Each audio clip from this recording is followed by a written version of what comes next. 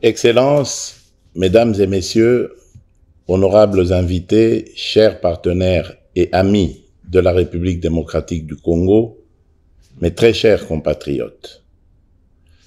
À l'heure où le Conseil des droits de l'homme tient sa 60e session, la République démocratique du Congo a souhaité porter dans ce cadre la voix d'un peuple meurtri qui réclame vérité et justice.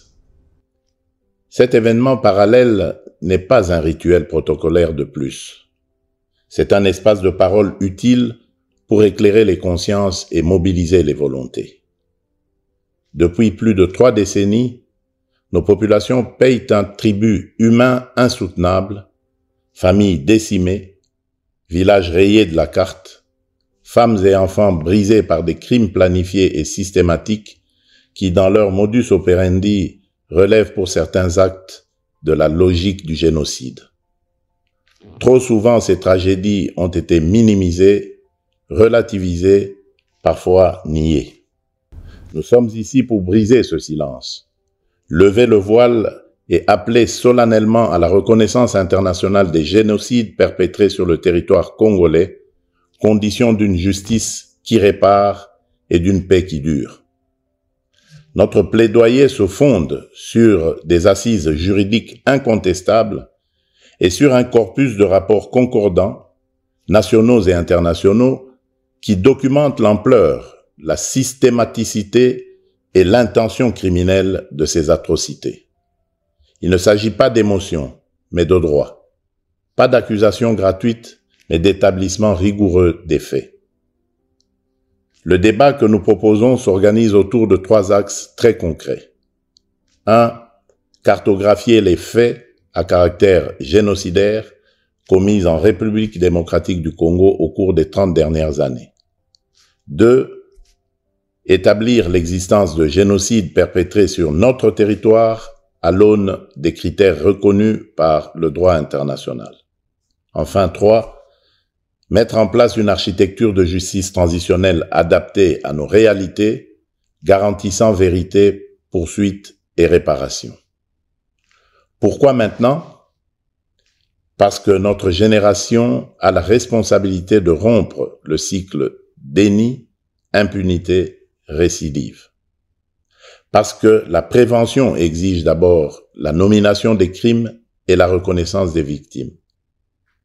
Parce qu'aussi, que la stabilité de toute une région dépend de la capacité à dire le vrai, à juger le criminel, à réparer l'irréparable et à garantir la non-répétition.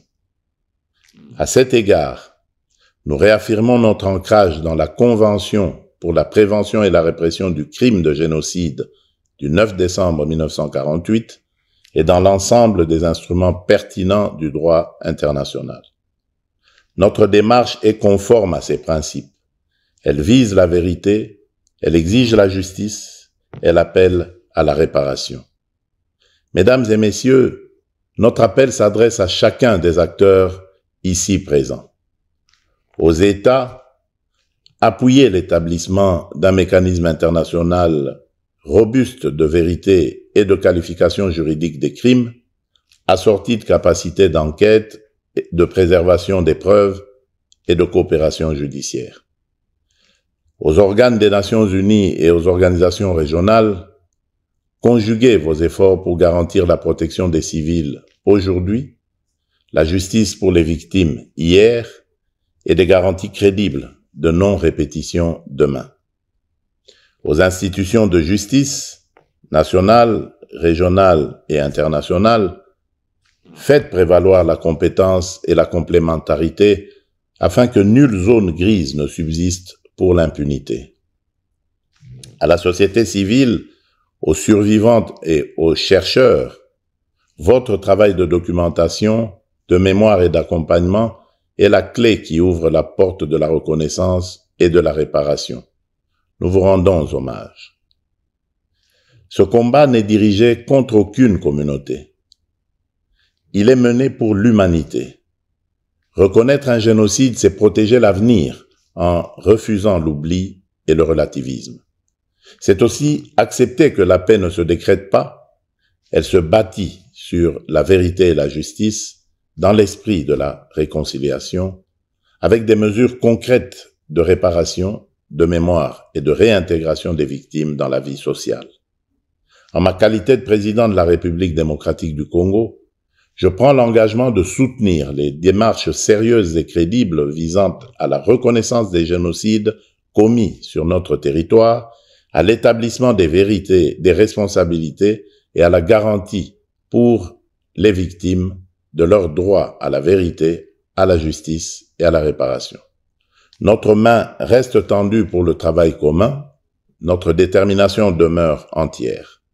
Je forme le vœu que de Genève s'élève une voix claire, ne pas oublier, ne jamais répéter, commencer à guérir.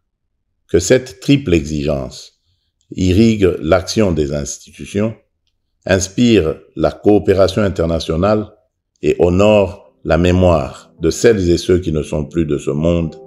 Je vous remercie.